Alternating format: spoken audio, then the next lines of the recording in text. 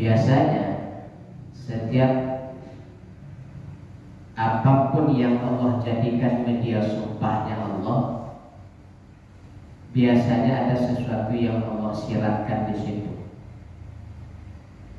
sesuatu yang istimewa sehingga Allah mau menjadikan hal itu sebagai media sumpahnya Allah. Termasuk salah satunya dengan kata fajar.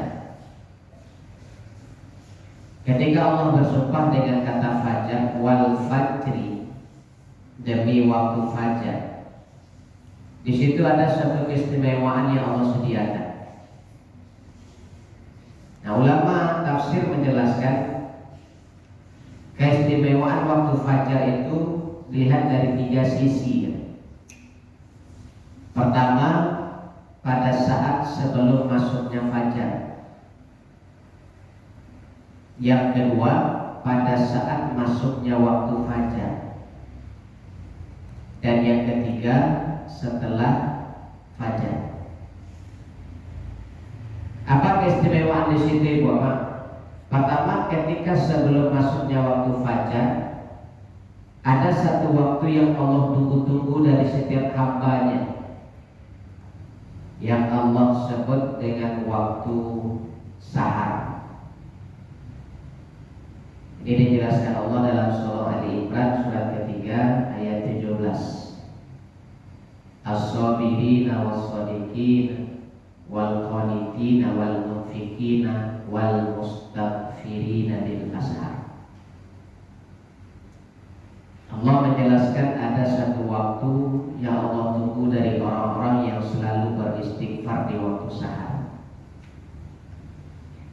Yang kedua dalam surah Al-Dariyat surat ke-51 di ayat 18 juga Allah jelaskan wa bil ashari hum yastaghfirun. Pada waktu sahar itu kata Allah mereka memperbanyak istighfar. Jadi ada satu waktu sebelum fajar itu yang disebut dengan sahar. Nah, ini waktu yang Allah tunggu dari setiap hamba-hamba Allah untuk memperbanyak istighfar. Ada yang mengatakan sahar itu 1/4 jam atau 15 menit menjelang azan. Ada yang berpendapat 30 menit atau setengah jam menjelang azan. Nah, di rentang waktu itu yang disebut dengan fajar, sahar. Nah, kalau bisa di waktu itu, di rentang waktu itu kita memperbanyak istighfar. Karena kata Rasulullah dia diskusi di sepertiga malam akhir itu Allah yang turun langsung ke langit bumi melihat siapapun di antara hambanya yang bermunajat. Jaminan yang diberikan Allah kata Rasulullah, siapa yang meminta di saat itu kata Allah, aku beri. Yang berdoa saat itu aku kabulkan, dan yang beristighfar saat itu aku ampuni. Jadi sebenarnya ibu bapak, setengah jam menjelang azan itu rentang waktu yang Allah tunggu. Di waktu sahar itu Allah khususkan. Ya, kalau kita ingin mengejar satu gelar atau predikat, sebenarnya ketika dianjurkan oleh Rasulullah untuk mendapatkan satu label istimewa dari Allah itu tidak perlu harus menunggu waktu yang panjang. Karena dalam hadis Muslim kata Rasulullah, amalan yang paling Allah sukai itu sedikit tapi terus, sedikit tapi terus. Dalam arti kata istiqomah. Nah, misalnya ketika kita membiasakan witir setelah isya atau sebelum tidur. Jadi begitu kita selesai isya, sholat rawatib, kemudian kita witir 3 rakaat, kemudian pulang. Begitu kita pulang, label ahli witir sudah Allah sematkan di kita. Amin. Rutin, makanya selalu dijaga oleh Abu Bakar dan Abu Hurairah. Karena ini wasiat dari Rasulullah, sebelum tidur itu 3 rakaat kata Rasul. Ini yang dimaknakan dengan witir oleh para ahli tafsir. Maka Abu Bakar pun selalu menjaga witir sebelum tidur, dan beliau selalu mendawamkannya ketika ketika selesai isya sebelum pulang dari masjid. Abu Hurairah pun juga mendawamkan ini setiap saat, membiasakan. Nah, kalaupun misalnya kita mengajar di ujung waktu sebelum fajar masuk, karena disitulah waktu yang terbaik untuk witir kata Rasulullah. Di balik ini menjelang azan kita jago beres-beres di belakang, sisa 10 menit menjelang azan, kemudian kita kajar 2 rakaat tahajud dapat cek witir. Itu 2 langkah sudah yang Bapak dapatkan, tahajud sama witir. Bisa hal seperti ini cuma 2 rakaat tahajud tambah 1 witir, tapi bisa tiap hari. Itulah ahli tahajud dan ahli witir sudah dapat. Nah, kalau di sisa waktu 2 menit, 3 menit menjelang azan, disitulah kita fokuskan diri untuk istighfar. Karena memang itu yang ditunggu Allah. Itu yang ditunggu Allah dari penghujung waktu sebelum azan itu yang ditunggu Allah. Mendekatlah kata Allah dan beristighfarlah. Maka aku ampuni kata Allah. Maka para ulama menganjurkan boleh zikir yang terpendek sekalipun kita baca untuk bisa mendapatkan jumlahnya yang banyak. Astagfirullah, astagfirullah, astagfirullah. Nah, kalau memang kita ambil sisa waktu setengah jam, itu boleh kita baca yang panjang. Atau boleh yang paling panjang yang disebut dengan Sayyidul Istighfar boleh. Tapi usahakan selesai kita tahajud 2 rakaat tanpa 1 witir, sisa waktu menunggu azan itu kita istighfar. Atau di sisa waktu itu kita manfaatkan untuk berangkat ke masjid, sepanjang perjalanan menuju ke masjid istighfar boleh. Tapi awali setiap kita keluar rumah baca doa. Yang dianjurkan Nabi setiap kali kita keluar rumah supaya kita dijaga oleh malaikat Allah. Ketika keluar rumah itu kita baca doanya Bismillahi tawakkaltu 'ala Allahi la haula wala quwwata illa billah. Ada 4 malaikat yang Allah utus untuk menjaga kita selama perjalanan dari mulai turun rumah sampai balik. Amin. Depan, belakang, kiri, kanan. Lewatkan kata Rasulullah, ada setan lain pun yang ingin mencelakai kita akan dicegah oleh teman yang lain. Karena Allah sudah kirim 4 malaikat menjaganya selama dalam perjalanan. Nah, kita awali dengan doa itu, dan melangkah dengan istighfar. Insyaallah bisa. Karena itu waktu yang Allah tunggu. Kemudian yang kedua, saat masuknya waktu fajar. Ada 2 amalan yang Allah tunggu dari kita Ibu. Pertama, rawatib sebelum subuh. Ini macam-macam istilah namanya Ibu. Ada yang mengatakan sunnah fajar, ada yang mengatakan sunnah qabliyah, karena dikerjakan sebelum subuh. Ada di satu hadis dikatakan sholat barat atau bardun, karena memang waktunya di saat itu dingin. Jadi ada yang sholat sunat al-bardi boleh. Bahkan ada yang menyebut dengan niatnya sholat qodat. Sholat sunat al-qodat. Qodat itu maknanya sholat sunat di permulaan hari. Karena itu sholat sunat yang pertama di awal waktu kita di pagi itu dikerjakan di waktu yang pagi sekali permulaan hari, maka disebut dengan qodat. Jadi kalau ada yang menyebut istilahnya sholat sunat barat, bardin atau bardun, atau sholat sunat qodat, atau sholat sunat fajar, atau sholat sunat qobliyah, itu sama. Ayat masjid. Sama. Itu maknanya adalah qobliyah subuh, rawatib sebelum sholat subuh, tetap dikerjakan setelah azan. Cuma di awal di Indonesia itu Bapak, yang istilah sholat itu namanya subuh. Kalau di Makkah Madinah namanya sholat fajar. Karena di jadwal sholat pun di situ tidak mengenal sholat subuh, tapi di situ fajar. Fajar, zuhur, asar, maghrib, isya. Jadi tidak pakai subuh di situ. Jadi kalau dimanakan oleh Nabi rakaat al-fajri, itu berarti 2 rakaat sebelum sholat subuh. Nah, kenapa di kita berbeda pendapat masalah sholat fajar dengan sholat rawatib qobliyah subuh? Karena pengertian fajar itu di awal berbeda. Yang di awal waktu sholatnya disebut dengan sholat subuh. Fajar itu disebut atau diartikan adalah tanda masuknya waktu subuh. Makanya di situ berbeda. Jadi mendefinisikan masalah fajar jadinya berbeda. Jadi ketika Rasulullah mengatakan rakaat fajri, ya kan di literatur hadis sudah dengan rakaataini qoblal fajri, sebelum fajar. Ada mengartikan oh berarti 2 rakaat sebelum masuknya waktu subuh. Makanya ada mendefinisikan yang namanya sholat fajar itu adalah sholat dikerjakan sebelum azan subuh. Dan waktu yang terbaiknya ada mengatakan 5 menit menjelang azan. Ada sampai segitu mendefinisikan masalah sholat fajar. Karena ada berbeda istilah tadi. Jadi mau fajar boleh karena ada hadisnya. Mau kita sebut ba'du atau barat boleh. Mau sebut ghadat boleh. Mau sebut qobliyah subuh boleh. Karena intinya pengertiannya sama. Jadi ibu bapak mau sholat sunat al-bardi boleh. Karena itu dikatakan oleh Nabi kan. Karena kata Rasulullah, siapapun yang menjaga man sholat al-bardain, dan kalau siapapun yang menjaga sholat di waktu yang dingin atau waktu, maka ada istilah bardu di situ.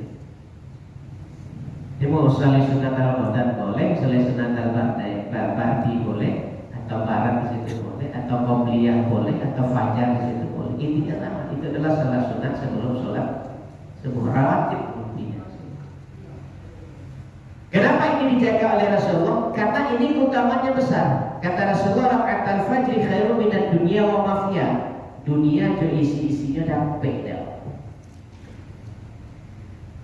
Dunia itu isi-isinya dapat. Jadi kalau orang yang mampu menjaga 2 rakaat qobliyah subuh itu paling kayu di hadapan Allah. Dan itu Allah berikan saat itu, karena itu jaminan Allah, Jadi para pejuang subuh itu dikajanya dunia jadi isi-isinya itu dapat. Jadi paling kayu gitu. Kalaupun orang-orang itu diberikan Allah di dunia ini kekayaan dunia, itu hanya sekedar dunia. Tapi itu dunia jadi isi-isi. Makanya ketika sholat sunat yang tak pernah ditinggalkan Nabi itu qobliyah subuh. Kalau yang lain pernah. Kapan? Ketika Nabi menjamak sholat yang 4 waktu ini, setiap waktu sholat yang dijamak tidak ada rawatib di antaranya. Itu hukum. Jadi misalnya bapak menjamak zuhur dengan asar, berarti tidak ada qobliyah sunat ba'diyah zuhur. Karena di situ kata Rasulullah ketika kita sudah berniat untuk menjamak, tidak ada rentang waktu di situ. Nah, kadang-kadang banyak yang keliru di sini bapak. Jadi jangankan untuk iqomah setelah itu, untuk membaca zikir subhanallah saja dilarang oleh Rasulullah. Jadi sudah salam kanan salam kiri langsung tanya untuk sholat berikutnya, karena kita sudah pesannya jamak. Jadi tidak ada jeda di situ. Nah kadang-kadang bagi kita yang tidak paham, begitu jamak zuhur dengan asar, begitu akan mulai sholat zuhurnya iqomah. Nah begitu akan sholat asarnya iqomah balik. Gitu. Padahal untuk subhanallah saja dilarang dan Nabi tidak ada jeda waktu itu, maka tidak ada sholat sunat. Dia sudah salam kanan salam kiri langsung tanya untuk sholat berikutnya. Jadi banyak tak paham di situ. Dia sudah zuhur selesai, jadi suruh komat balik. Nah itu kalau panjang rentang waktunya antara sholat pertama dengan sholat kedua, makanya setiap sholat yang dijamak tidak ada rawatib. Nah makanya subuh tidak pernah dijamak dengan waktu manapun oleh Nabi. Tidak perlu dijamak subuh dengan sunat, isya dengan sunat, subuh dengan tak jamak. Karena dipadukan yang dua ini, zuhur, asar, maghrib, isya. Nah sengaja subuh tidak dijamak oleh Rasulullah karena ada satu waktu istimewa di situ. Rawatibnya dikejar Nabi di situ. Akhirnya rawatib tak pernah ada. Kenapa? Karena utamanya besar, kan? Tak pernah dijamak oleh Nabi subuh. Maka subuh itu sendirikan oleh Nabi supaya bisa kita kejar rawatibnya. Jadi walaupun yang 4 waktu ini kita jamak, kita tidak ada rawatib di situ, tapi di subuh kita tetap bisa ambil rawatibnya. Bahkan ketika kita tertidur pun atau terlambat bangun pun, kita sholat sendiri, usahakan setiap akan sholat subuh itu usahakan dulu rawatibnya jangan tinggal. Awalnya dulu rawatib, walaupun waktu kalau jam 5:30. Nah sebelum kita sholat subuh, tetap usahakan dulu rawatibnya. Nah karena itu keutamaannya ganda. Dikata keutamaan yang begitu besar sampai-sampai sahabat tidak pernah meninggalkan rawatib sebelum subuh. Maka di hadis Muslim itu Ibnu Umar, anaknya Umar bin Khattab, Ibnu Umar itu pernah ketinggalan sejak dia tahu hadis itu disebutkan oleh Rasulullah atau Fajri itu.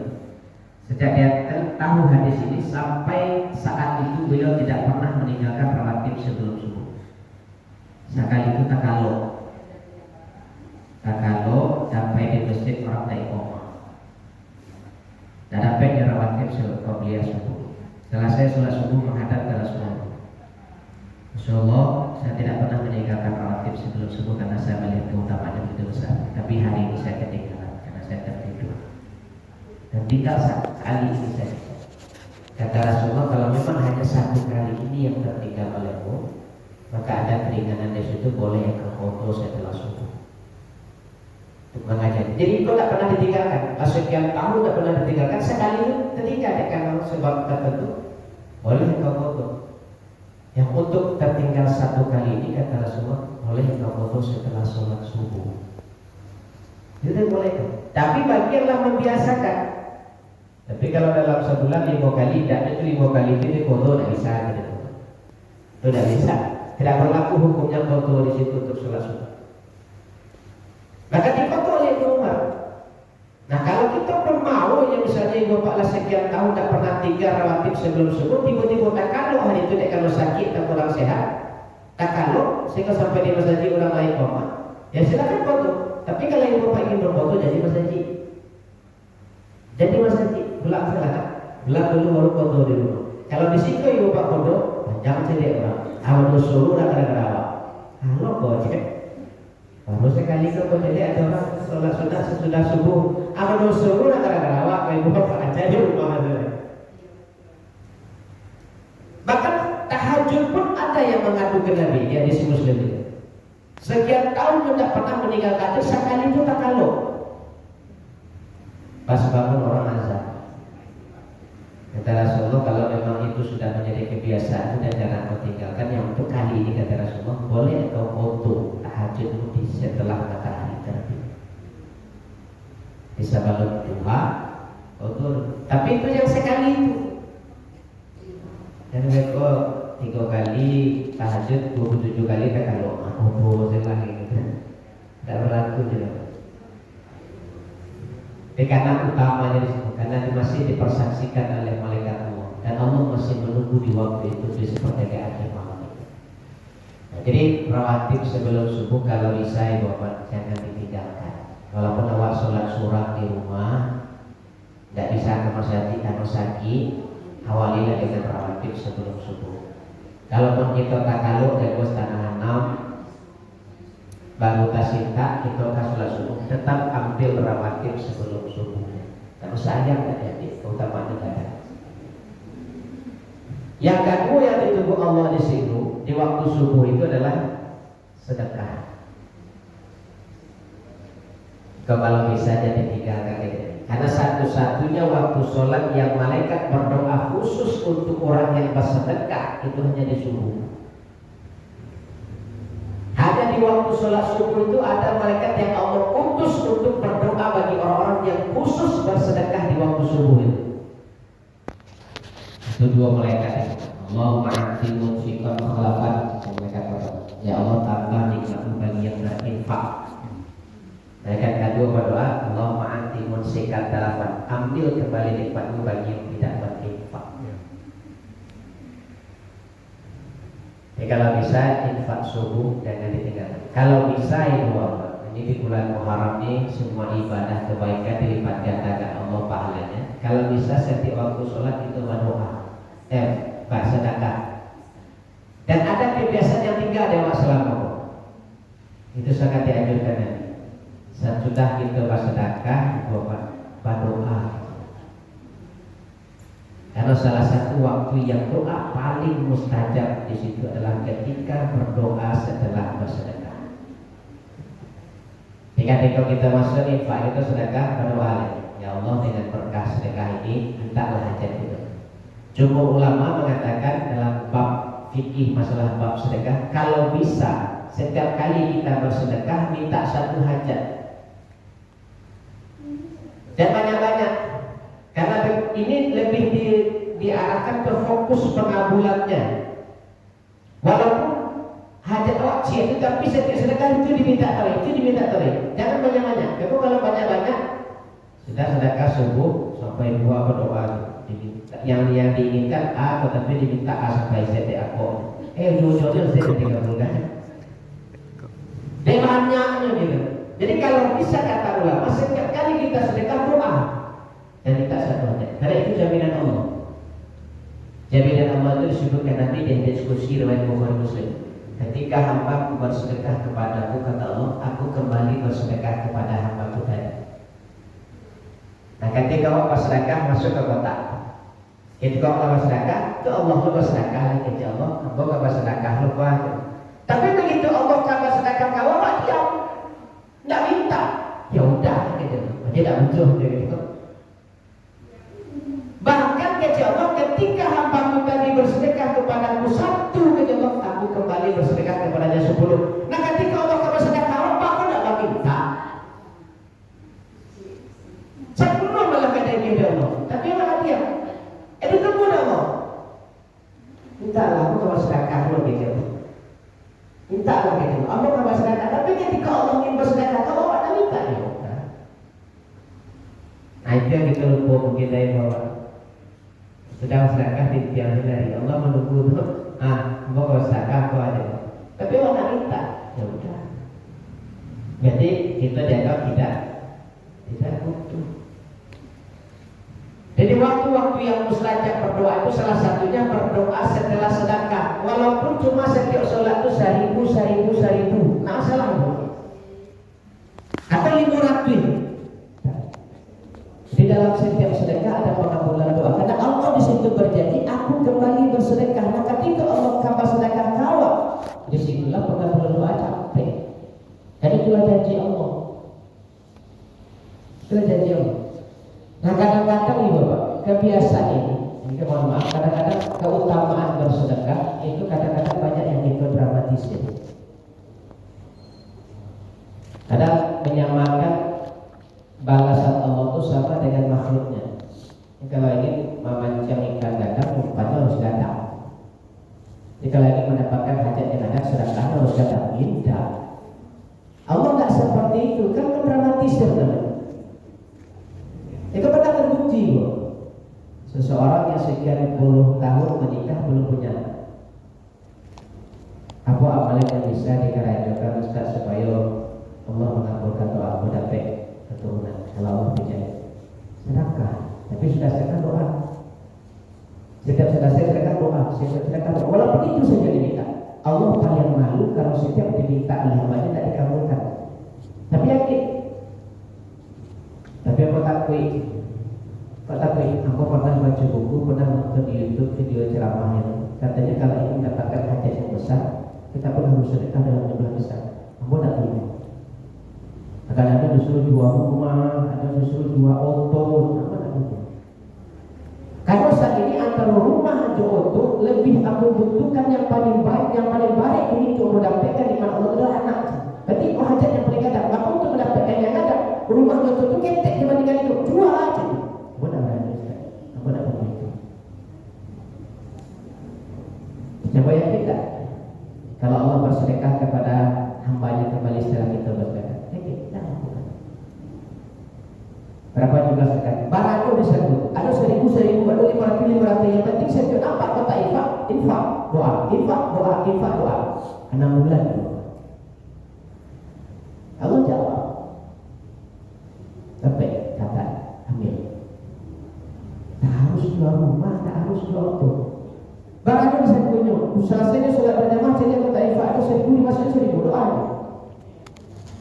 Ada 5000 dimasukkan 5000 berdoa. Jadi harus kadang. Jadi kadang-kadang kita terlalu mendramatisir masalah Jadi kadang-kadang perumpamaan itu menyamakan antara kemuliaan Allah dengan makhluk. Ya kalau ikan gila, kalau macam ikan lumba-lumba atau ikan paus atau ikan apa, kan tak mungkin rupanya caci atau baca kalau ikan. Tapi Allah kan tak sama itu gitu. Dan Allah menjanjikan, aku paling malu ketika hambaku bermohon dengan sungguh-sungguh kepada aku tidak kabulkan kata Allah. Aku paling malu gitu. Kalau kita yakin di situ ya, sedekah doa. Makanya kata jumhur ulama, kalau bisa setiap kali sedekah itu minta hajat saja. Hajat jadi fokus pengabulannya capek. Nah, jadi catat tuh bukan kita minta itu sedekah 1000 catat panjang. Ujung-ujungnya yang paling terakhir dikabulkan oleh Allah. Apa aja kita saat itu? Tak. Ya Allah, dengan berkah sedekah kau hajat. Dengan berkah sedekah kau hajat. Selesai. Allah nama nyuruh, Allah nama kita, cuma kita mungkin lupa di situ gitu Pak. Saya kira begitu sudah sedekah kita baik, sudah sedekah kita baik. Padahal Allah menunggu awal. Minta lampu kepada sedekah, gitu. Minta lampu ini, minta ampun saat kau bawa sedekah, kau minta lampu beri. Gitu. Tapi awak lupa di situ. Makanya ibu Pak, katiko, mohon maaf, ada orang yang datang ke rumah awak minta sedekah dan ditolak maaf lain. Karena ada sesuatu yang Allah titipkan di situ untuk awak, tapi awak tolak.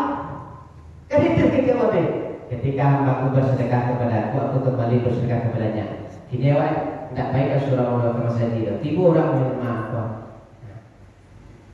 Memberikan jalan untuk Allah mengabulkan doa awak. Nah, begitu doa awak minta sedekah, awak tolak dia maaf.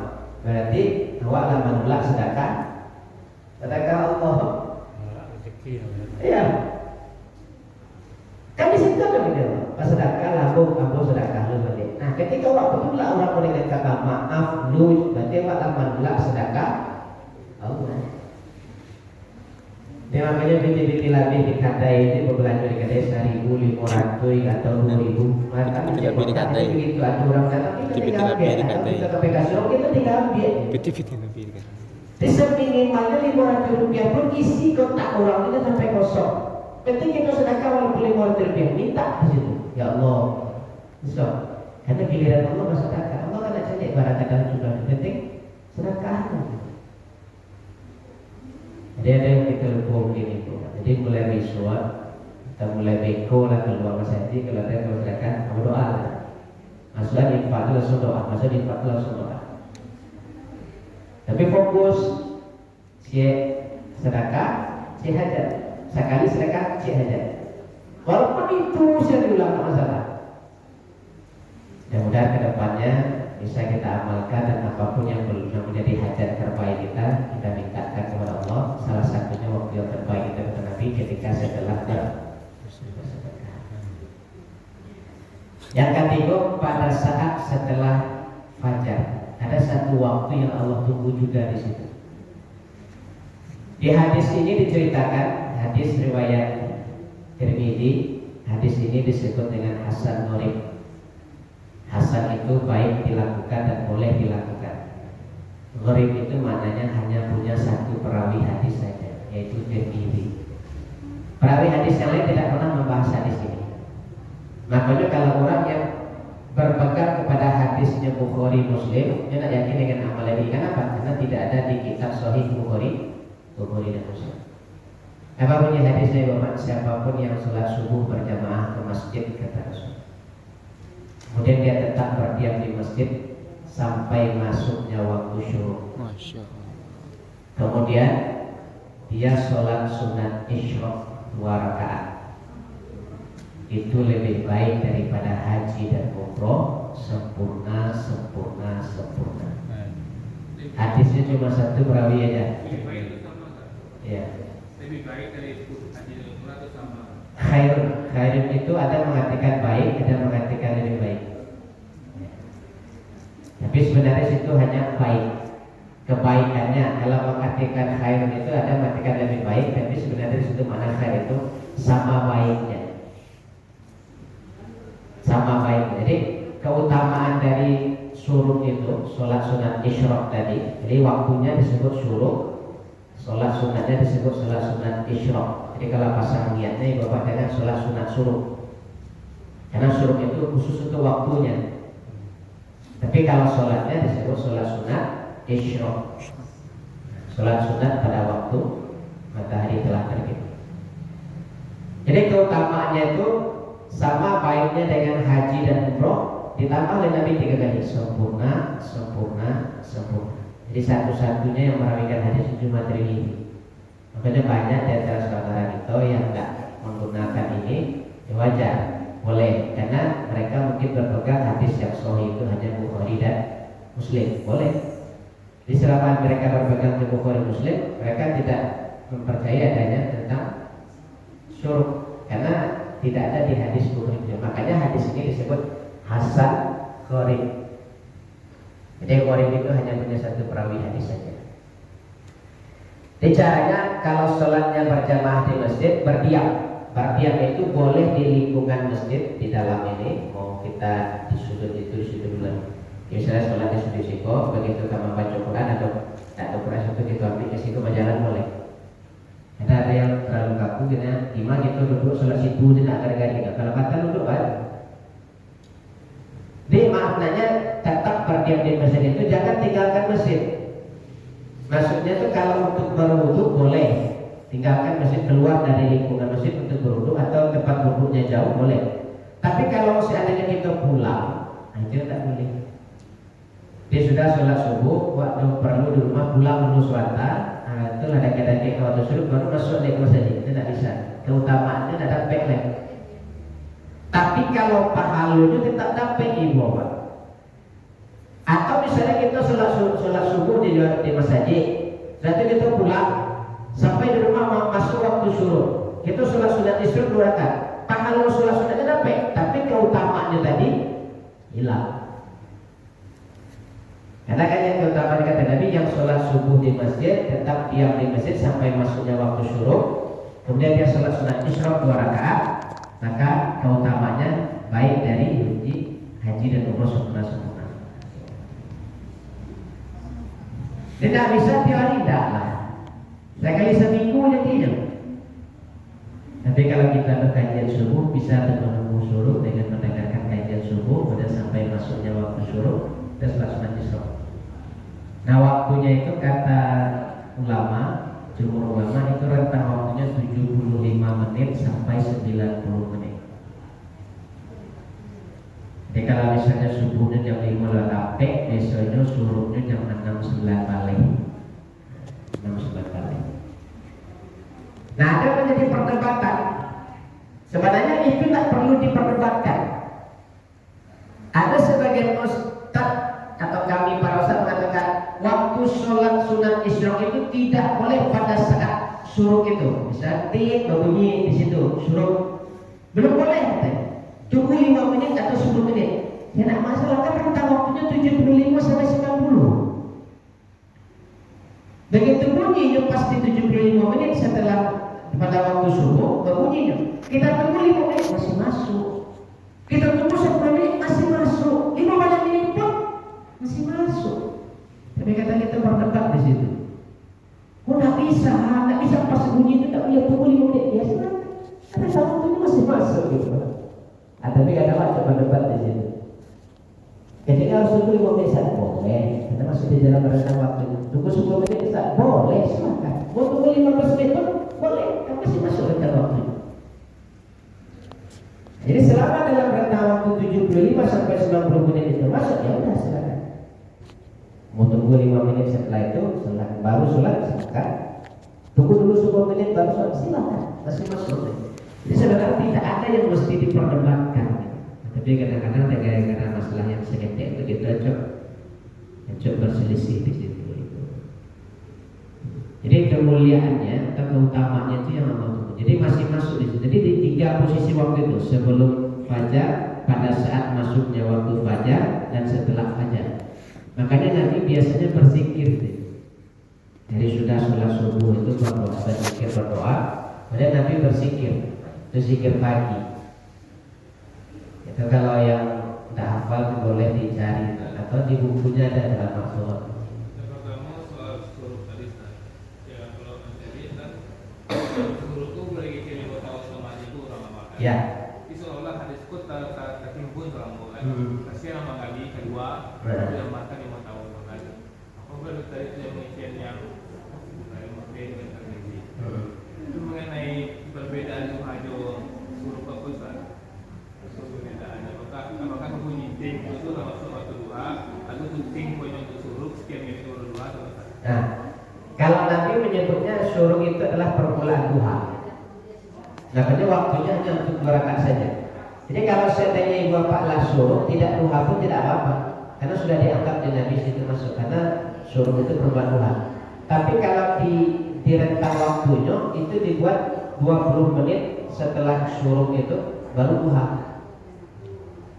Dia 6.20 misalnya syuruk, maksudnya 6.40 telah masuk duha di situ. Jadi kalau seandainya kita tidak duha lagi setelah syuruk silakan, atau mau menambah lagi dengan duha boleh, karena kan duha itu paling banyak sampai 12. Jadi awali dulu dengan isyraq 2 rakaat, kemudian nanti kita baru duha lagi. Karena waktu yang terbaik untuk duha itu kata Nabi kan ketika anak unta merasa kepanasan dan berlindung di bawah positunya. Nah itu dikalkulasikan waktunya oleh ulama fikih, itu rentang waktunya yang terbaik, yang afdolnya, yang utamanya waktu duha itu dari jam 8 sampai jam 11. Kalau seandainya sebelum jam 8 pun kita kerjakan boleh, karena sudah masuk di situ. Nah makanya ketika mendefinisikan hadis riwayat Tirmizi dari Abu Hurairah ada 3 wasiat Nabi itu Abu Hurairah mengatakan 2 rakaat setiap pagi. Nah ini ada 2 versi, ada mengatakan 2, ada mengatakan syuruk di situ. Ada mengatakan syuruk di situ. Ada 3 wasiat Nabi yang pernah ditegakkan, 2 rakaat setiap pagi itu. Nah ini bisa jadi orang mendefinisikan syuruk 2 rakaat dulu baru nanti ditambah. Atau ada yang minimal untuk duha saja 2 rakaat sudah. Nah itu berarti menjaga wasiat Nabi kepada Nabi Hurairah. Di apapun definisinya, mau kita artikan dalam sholat duha minimal 2 rakaat boleh, atau digantikan dengan syuruk pun tidak masalah. Jadi hadis ini ketika para ahli hadis menggali semua hadis dari sunan-sunan hadis itu, ada yang dari Sunan Abu Dawud, Sunan Tirmizi, Sunan Ibnu Majah, maka didapatkanlah hadis-hadis yang tidak terdapat di kitab Sahih Bukhari dan Muslim. Makanya muncul dilema. Kalau orang fokusnya ke Bukhari Muslim saja, karena memang dunia mengakui yang Bukhari Muslim ini Sahihnya sudah terjamin. Karena beliau memang mendapatkan satu hadis itu bisa berbulan-bulan menganalisanya, mengkajinya, bahkan nyerututnya an-an-annya itu sampai kakek. Ada salah satu dari an yang tertulis itu yang berbohong atau mendustai, itu tidak dipakai, dianggap hadis ini tidak sahih, karena salah satu dari matan atau sanadnya itu cacat. Disurvei itu, kok bawa tanya, Iko bawa tak. Jadi cari itu di mata P3 nya. Kemudian itu aja dulu mengkaji untuk satu hadis itu. Makanya butuh waktu berbulan-bulan untuk satu hadis itu. Nah dapat cacat misalnya, oh itu mengicu hayam tuh. Nyimbaunya yang perlu, dia kayak yang depan tangannya kosong atau bareng. Itu susah ketek ya Pak. Tadi terimanya di sini Bukhari dan Muslim. Apa ya kan? Makanya diakui sahihnya Bukhari Muslim itu. Nah ketika orang mulai mempelajari hadis-hadis yang selain dari Bukhari Muslim, maka di situ muncullah Sunan Abu Dawud, Sunan Tirmizi, Sunan Ibnu Majah, Sunan Ad-Darimi dan segala macam itu. Barulah muncul hadis-hadis yang selama ini tidak ditemukan di Bukhari Muslim, tapi hanya ada di Ibnu Majah saja, ada di Tirmizi saja. Jadi ketika masalah syuruk ini yang ada satu-satunya perawinya cuma di Tirmizi, makanya sifat hadis ini disebut hasan gharib. Gharib itu maknanya hanya punya satu perawi hadis. Makanya muncullah yang namanya syuruk. Makanya Angin sampai ini di motor terakhir itu Pak masalah syuruk. Masalah syuruk. Tapi intinya Nabi di situ selalu berzikir pagi sebelum beraktivitas. Nah, nanti diawali dengan duha pun boleh atau diawali dengan syuruk pun boleh. Berarti rentang waktu dari subuh sampai ke aktivitas itu Nabi selalu berzikir pagi. Nah, itu dalam buku kecil Al-Maqdur, bisa zikir pagi dan sore. Baik Bapak, mudah-mudahan kedepannya kita bisa lebih